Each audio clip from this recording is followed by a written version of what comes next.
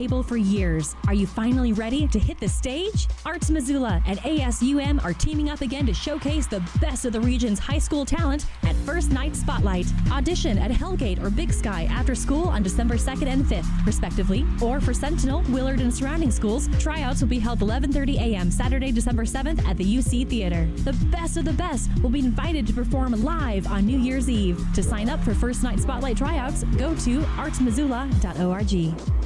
ESPN Radio for Western Montana, KKVU HD3 Stevensville, and 102.9 FM on K275BS Missoula. It's 4 o'clock. Welcome to Montana's only statewide sports talk show. Broadcast on 102.9 ESPN Radio for Western Montana and across the state on SWX Television. I like football! Now, the 2017 Radio Sports Broadcaster of the Year on the show with back-to-back Montana Broadcaster Association awards for sports coverage and award-winning sports journalism. Here is Ryan Tootell and Coulter Nuanez.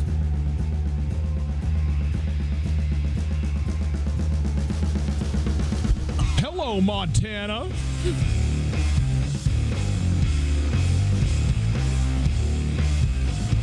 Week 10, less than 24 hours away. We get you set for Grizz and Cat football. We have our friend Carolyn on the show today. We have our friend Mike Dugar on the show today. And today, boys and girls, we give away a keg and a kegerator. It is Tootell and Nuanez on 102.9 ESPN Radio and SWX Montana Television across the state. Great to be with you on this Friday afternoon. Hope you are having a wonderful day. Thanks for spending some time with us on your radios. We are broadcasting live from the Kurtz Polaris studios. Kurtz Polaris at 2904 West Broadway in Missoula, Highway 83 in Sealy.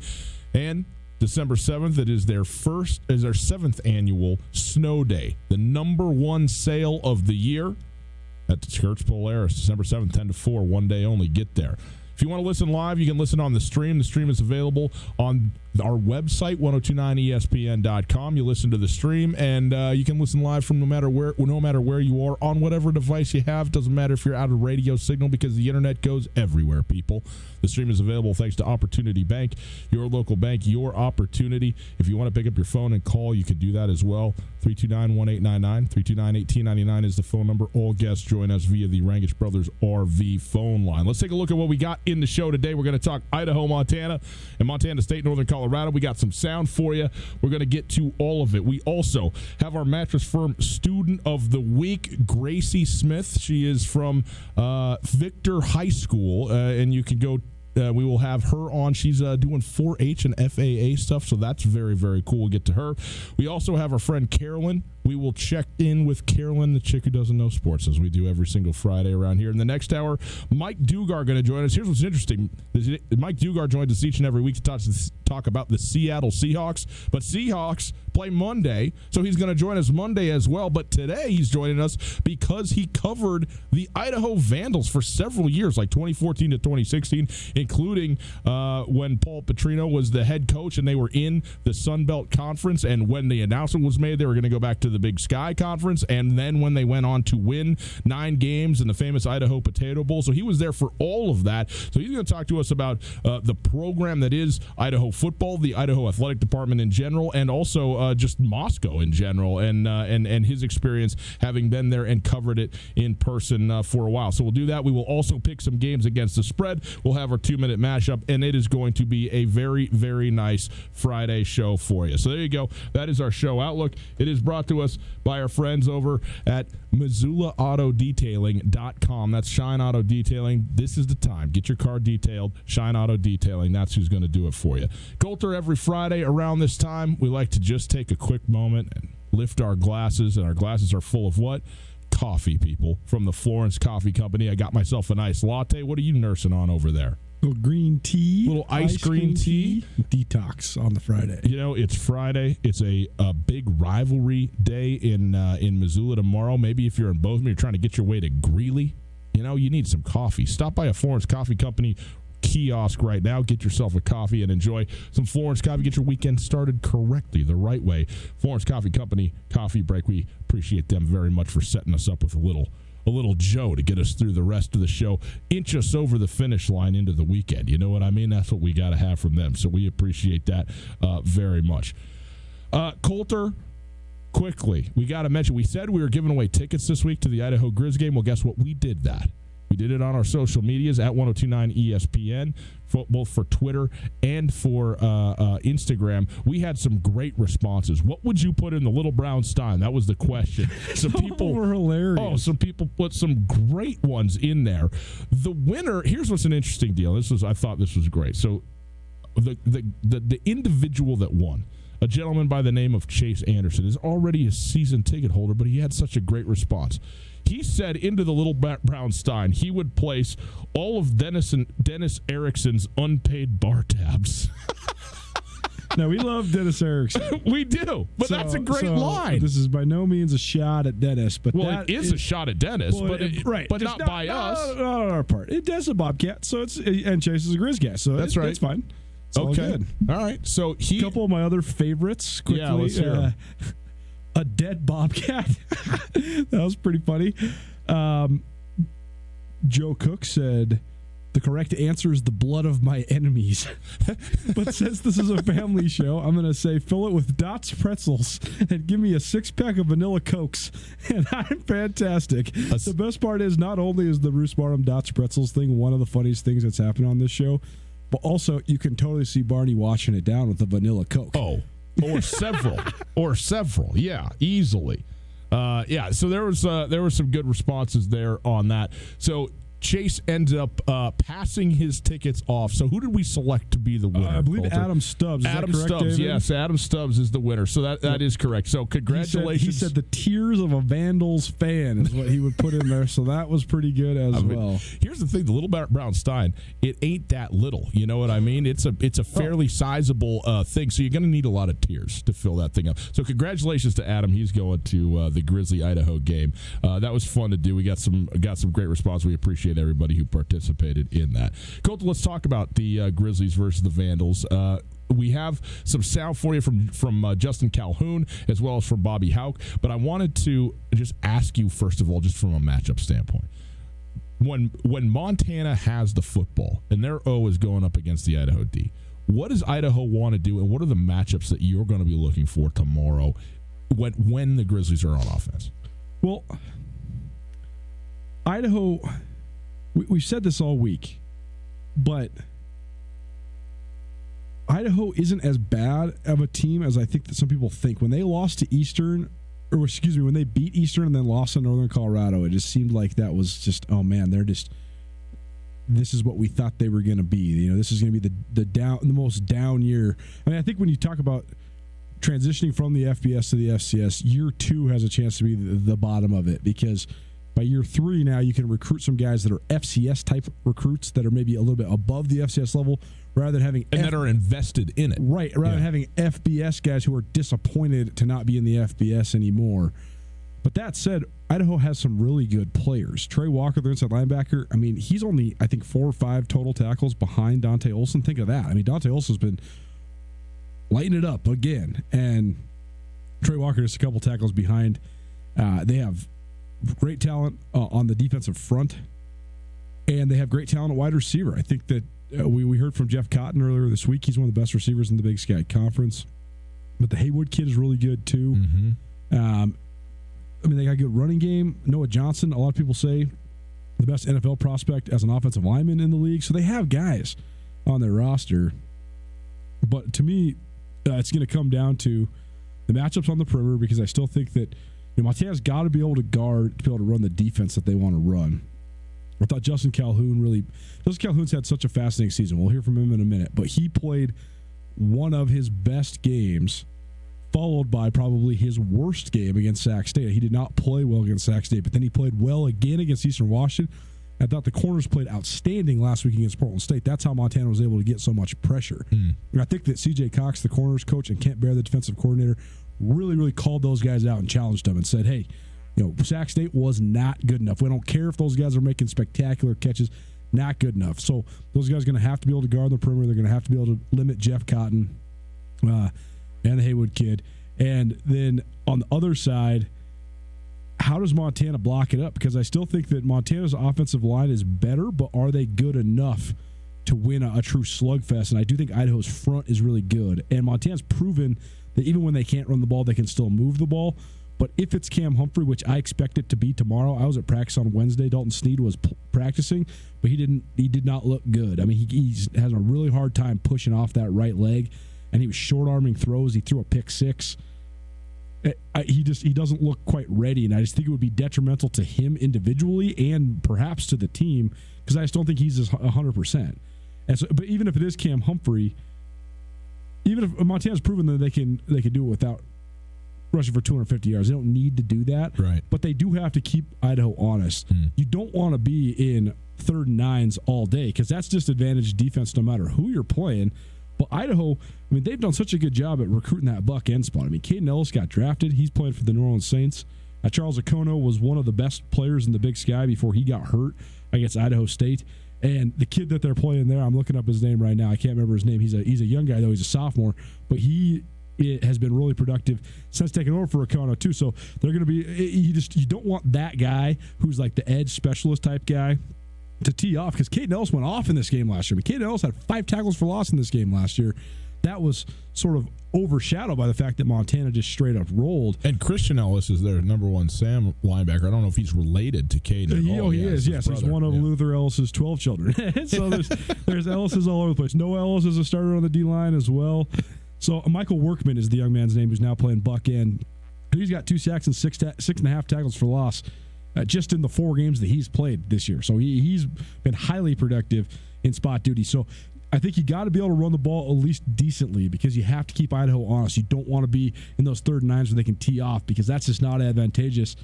And if Dalton Sneed's not good to go, you got to keep Cam Humphrey upright and rolling because I just don't think Montana has another option. So when Idaho has the ball, and we talked with Jeff Cotton yesterday on the show. We know that they have some really good skill position players, both running back and wide receiver on Idaho. The big question mark is what sort of productivity are they going to get out of the quarterback spot, and I guess that to me is the main thing. I mean, the players on Idaho can play from the skill position spot, and if they get the ball in their hands, they're going to be able to make plays with it.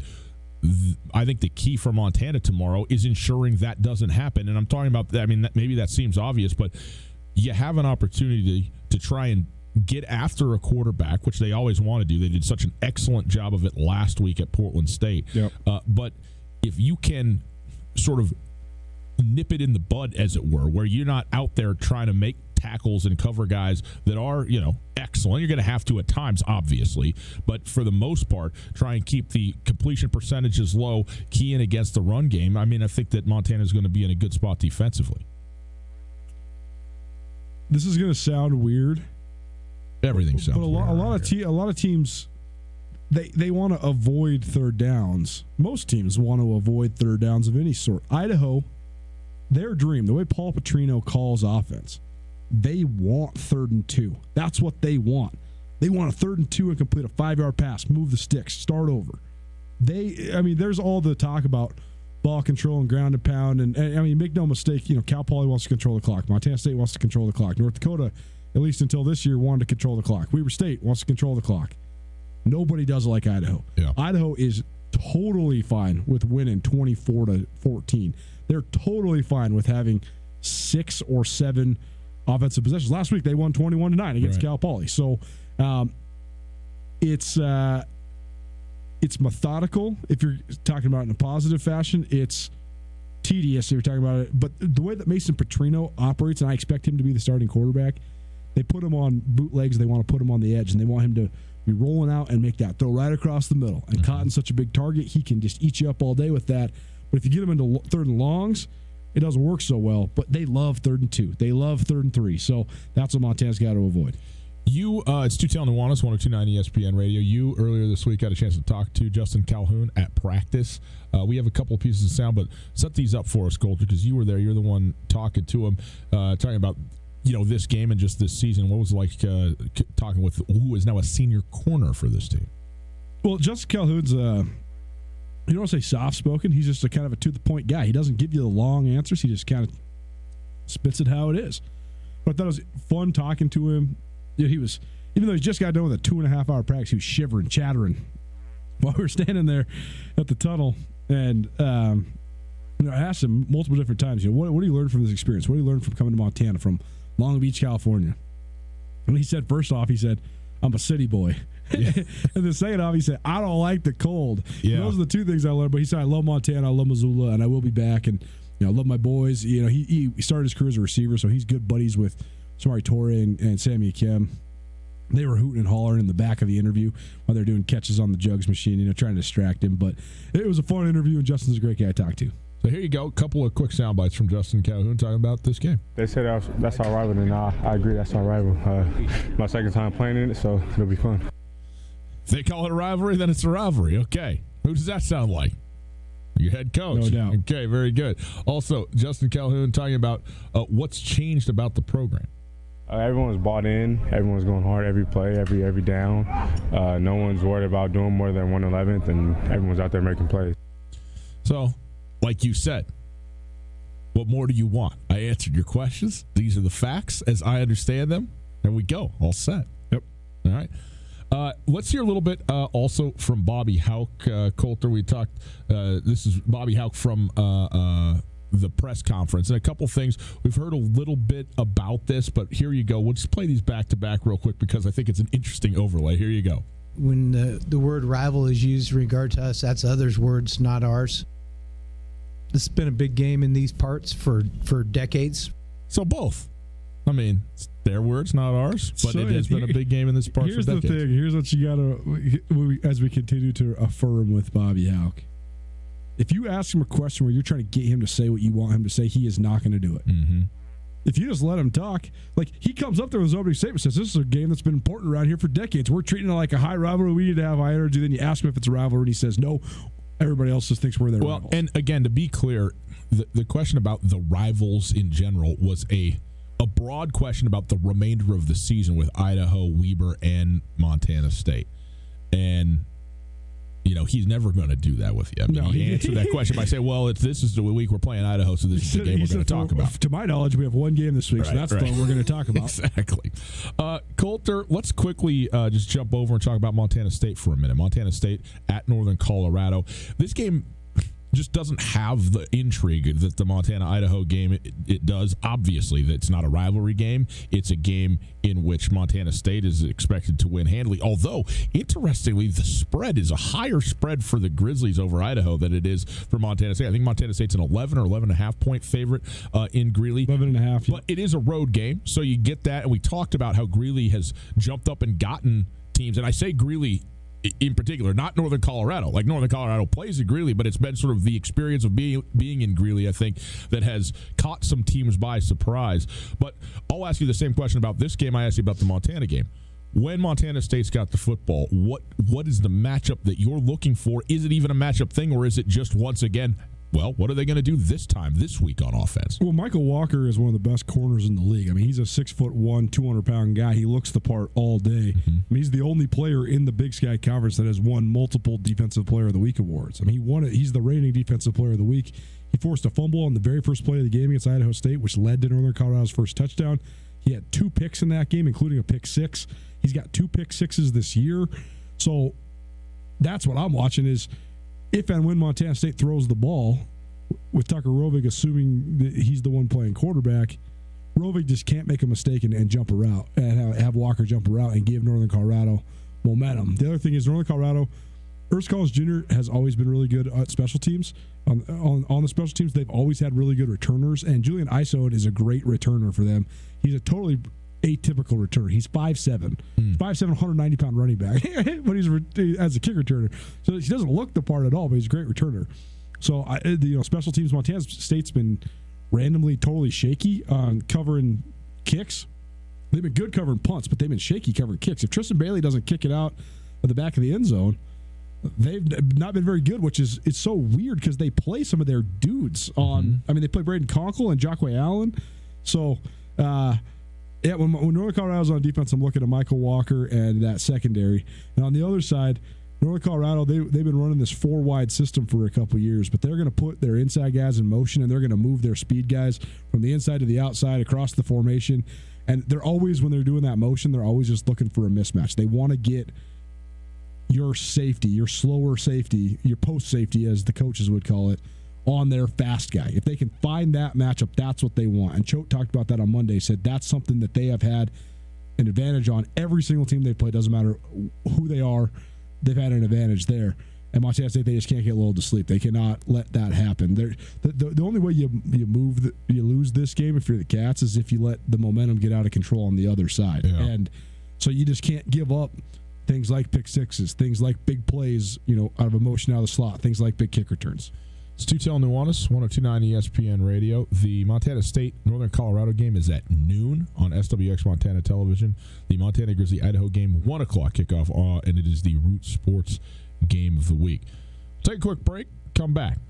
Our Match Firm Student of the Week, Gracie Smith from Victor, going to join us. We also going to give away a keg and a kegerator right after this, so stick around for that. Right now, though, before we give that away, let's give something else away to the people. It's Friday. We like to do this around here.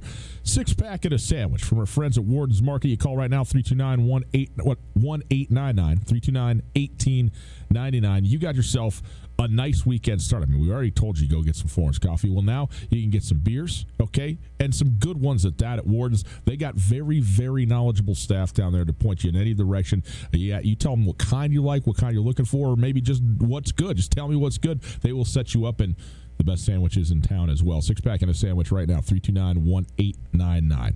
Take a quick break. We'll come back. We'll do some interviews and give some more stuff away. How's that sound? Hey, winter driving can be dark and dangerous. Yellow faded headlights only make it worse. Next week only, okay, for 1 week, this next week, Shine Auto Detailing is restoring headlights for half price. It's regularly $70. Next week, it's only $35. Grab your phone or search Auto Detailing in Missoula and click the one with the most reviews. It's Shine Auto Detailing, and also MissoulaAutoDetailing.com if you want to go right to it. A full restoration is going to take less than 20 minutes, and it'll make your night driving so much safer. Half price headlight restoration next week only from Shine Auto Detailing.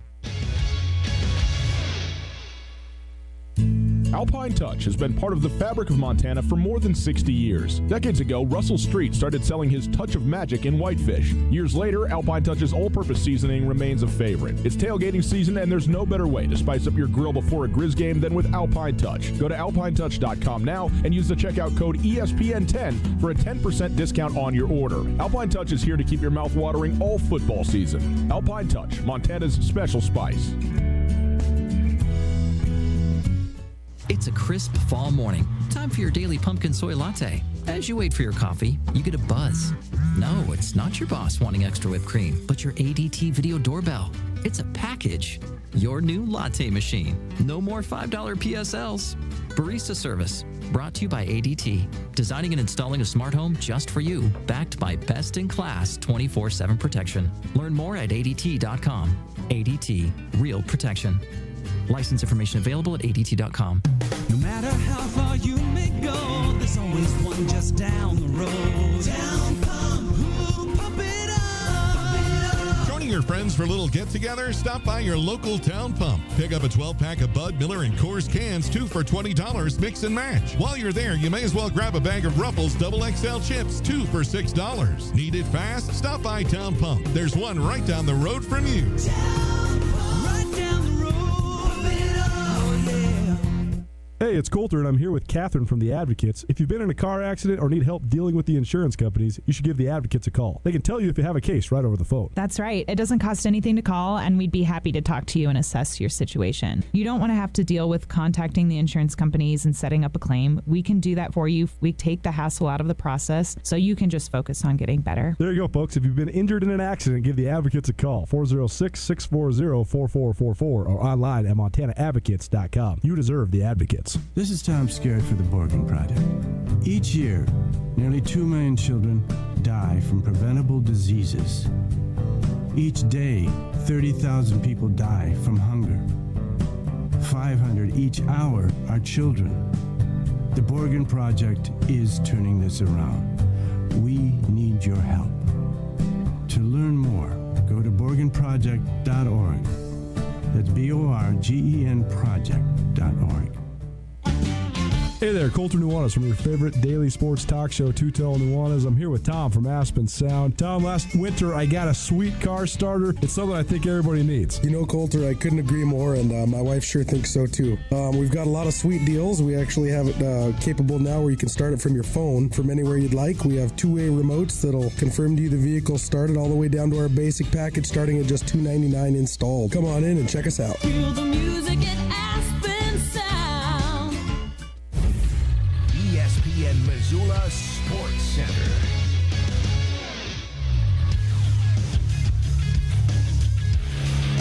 Good afternoon, Ryan Tootell, Colter Nuanez, 102.9 ESPN Radio. Here's this little sports news for you. Better late than never. Rivalry showdowns and playoff contests highlight the weekend in the state of Montana.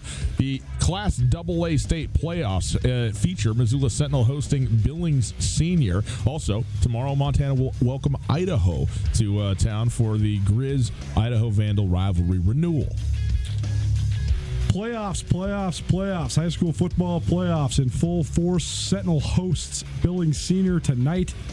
Butte hosts Kalispell Glacier. Billings West hosts Helena Capital. Bozeman hosts Helena High.